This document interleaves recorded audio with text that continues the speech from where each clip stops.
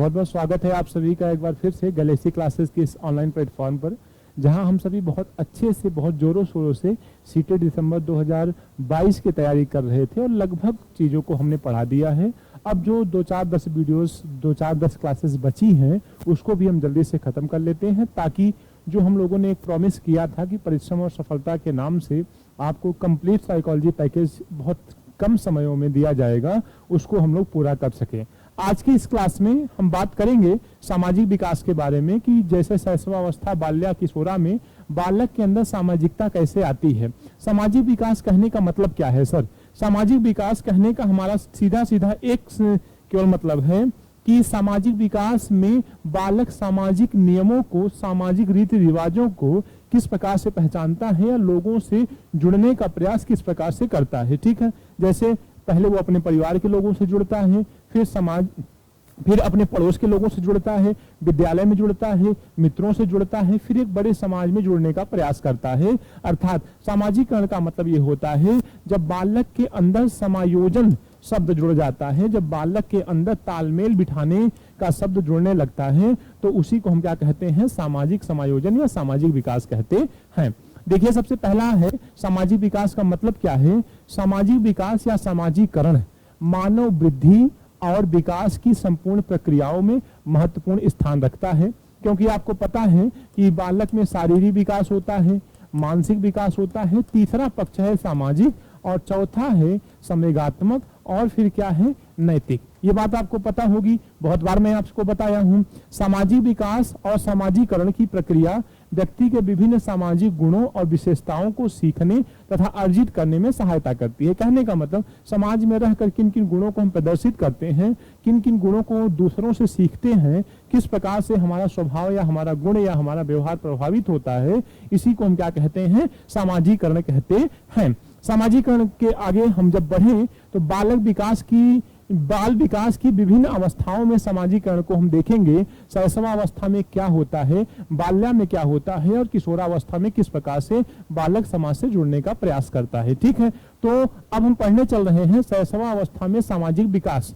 बच्चों में सामाजिक व्यवहार के प्रथम लक्षण उस समय प्रकट होते हैं जब वह वस्तुओं और व्यक्तियों में अंतर करने लगता है। कहने का मतलब जब एक बालक निर्जीव और सजीव में अंतर स्पष्ट करने लगता है शैशवावस्था में, तो उसी समय हम ये पहचान करते हैं कि बालक में सामाजिक विकास होने लगा है। इस अवस्था में वह अपनी मूल आवश्यकताओं की पूर्ति के लिए वयस्क व्यक्तियों के साथ जुड़ता है। मतलब खाने पीने के लिए अपने जो जीवन संबंधित उसकी आवश्यकताएं हैं उससे संबंधित उसको पूरा करने के लिए वो सजीव से जुड़ता है, अपने माता पिता से, अपने परिवार के लोगों से जुड़ने का प्रयास करता है। जो उससे अधिक प्रेम करता है उसके प्रति उसका लगाव ज्यादा होता है।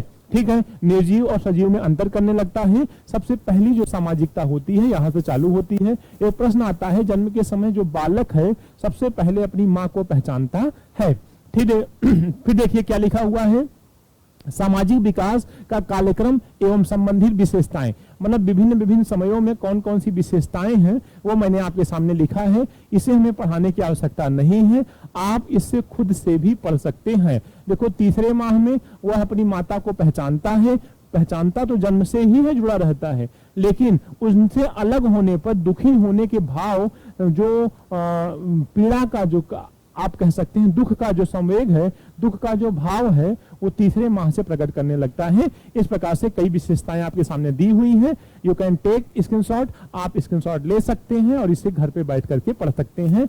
आप इसका भी स्क्रीनशॉट जल्दी से ले लीजिए। ये चीजें पढ़ाने वाली नहीं है, आपसे जो जरूरी है 8वां अपनी छाया के साथ कीड़ा करने लगता है, तो वो किसमें है? वो 10वें माह से 12वें माह के बीच में है। चलो भैया आगे बढ़ते हैं, स्क्रीनशॉट ले लीजिए इसका और बैठ के पढ़ लीजिएगा, सारी बातें आपको समझ में आ जाएंगी। ऐसी कोई भी चीज नहीं है जो इसमें समझाने वाली हो। अब देखिए, बाल्यावस्था में सामाजिक विकास किस तरीके से होता है। इस अवस्था में बालकों में सामाजिक चेतना का यथेष्ट विकास होता है। मतलब अब उसके अंदर जो समझ है समाज के प्रति वो विकसित होने लगती है, क्योंकि वो अब स्कूल जाने लगा है, टीचर्स से मिलने लगा है, अपने क्लास टीचर से पर्सनली मिलने लगा है, मतलब जुड़ने लगा है, अपने क्लास के पीयर ग्रुप तो मान लीजिए किशोरावस्था में प्रयोग किया जाएगा, लेकिन ये कह सकते हैं कि अपने ग्रुप में, अपने मित्रों के साथ, अपने टोली के साथ में रहने लगा है।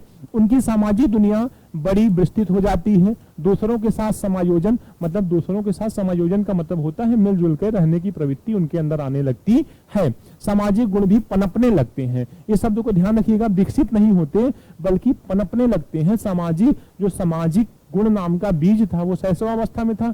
इसमें से जो कलियां निकलना चालू हुई वो किसमें, बाल्या में। अब ये वृक्ष के रूप में कहां हो जाएंगी, किशोरावस्था में हो जाती हैं। चलो भैया, बाल्यावस्था में हमने देखा, किशोरावस्था में सामाजिक विकास किस तरीके से होता है उसकी चर्चा हम आपसे करते हैं।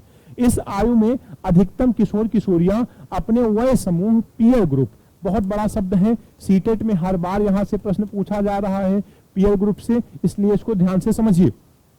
सक्रिय सदस्य होते हैं, मतलब अपने ग्रुप के प्रति बहुत उनके अंदर एक्टिवनेस होती है। उनमें समूह के प्रति असीम भक्ति आस्था पाई जाती है। मतलब उनका जो ग्रुप होता है, पीयर ग्रुप होता है, जो दोस्त तैयार होते हैं, उनके प्रति उनमें बहुत भक्ति पाई जाती है, आस्था पाई जाती है। अपने समूह के विचार, व्यवहार, ढंग, आदतें, सब कुछ को वो अपनाने का प्रयत्न करते हैं। मतलब जिस तरीके से उनकी मित्र मंडली, दोस्ती यारी होती है, उसी तरीके से वो कैटेगराइज होते हैं, अपने आप को मतलब अपने आप को प्रेजेंट करने का प्रयास करते हैं। वे अपने दल या समूह के लिए हर प्रकार से त्याग करने के लिए तैयार रहते हैं। ये किसकी विशेषता है, ये किशोरावस्था में सामाजिकरण की विशेषता है। अब हम देखते हैं कि सामाजिकरण को प्रभावित करने वाले कारक कौन कौन से हैं। तो सबसे पहले बात करते हैं व्यक्तिगत कारकों की। व्यक्तिगत कारक मतलब हमारा जो शारीरिक ढांचा, स्वास्थ्य होता है। अगर हम बहुत बीमार हैं तो हम सामाजिक नहीं हो सकते। अगर हम कमजोर हैं, दुर्बल हैं, तो भी ये सामाजिकता की मतलब थोड़ा विरुद्ध है। यदि हम शारीरिक रूप से, मानसिक रूप से स्वस्थ हैं तो हम सकारात्मक रूप से समाज में जुड़ सकते हैं। फिर क्या है, बुद्धि की बहुत भूमिका होती है। देखो, जब हम दूसरे व्यक्ति से जुड़ते हैं, तालमेल बिठाने का प्रयत्न करते हैं, तो बाय द इंटेलिजेंस, अपनी बुद्धि के द्वारा ही हम लोगों से जुड़ते हैं और तालमेल बिठाने का प्रयत्न करते हैं। अगर हमारी बुद्धि कमजोर है तो हम झगड़ालू प्रवृत्ति के होंगे, चिंतित प्रवृत्ति के होंगे या चिंताग्रस्त रहेंगे, निष्क्रिय प्रवृत्ति के होंगे। ठीक है, संवेगात्मक संवेग बहुत मायने रखते हैं। अगर कोई बालक क्रोधी प्रवृत्ति का है, झगड़ालू प्रवृत्ति का है, ईर्ष्या भरी है उसके अंदर, तो वो सामाजिक नहीं हो सकता या समाज के लोग उसको पसंद नहीं करते हैं। तो ये क्या हो गया, कुछ व्यक्तिगत कारक हो गए। अब हम आपसे बात करने चल रहे हैं, कुछ वातावरणीय कारक भी होते हैं जो हमारी सामाजिकता को प्रभावित करते हैं। वातावरणीय कारक में जैसे परिवार का वातावरण, अगर परिवार में सकारात्मक वातावरण नहीं है तो हम भी उसी चीज को सीखेंगे और समाज में जब जाएंगे तो उसी तरीके के बिहेव को प्रेजेंट करेंगे। ठीक है, तो परिवार का वातावरण बहुत मायने रखता है। विद्यालय का वातावरण, विद्यालय भी बहुत मायने रखता है बाल्यावस्था में। अगर अच्छा विद्यालय है तो हम अपने व्यक्तित्व को निखार सकते हैं, सामाजिक व्यक्ति बन सकते हैं। अगर नेगेटिव पक्ष वाला विद्यालय है, कुछ पढ़ाई नहीं होती, लड़ाई झगड़े होते हैं या सकारात्मक एनर्जी नहीं है, तो हम अपने सामाजिकता को खो बैठते हैं। मित्र मंडली, वह समूह, पीयर ग्रुप बहुत इंपॉर्टेंट है, इसका सबसे ज्यादा प्रभाव पड़ता है। आस पड़ोस समुदाय का भी हमारे जीवन में, हमारे सामाजिकता के विकास पर बहुत प्रभाव पड़ता है। इस चीज को याद रखिएगा। यहाँ से पक्का आपसे प्रश्न मिलेंगे, 100% आपको यहाँ से प्रश्न मिलेंगे। मिलते हैं हम आपसे नेक्स्ट वीडियो में किसी एक अच्छे टॉपिक के साथ बहुत कम समय में। Thank you so much for watching this video.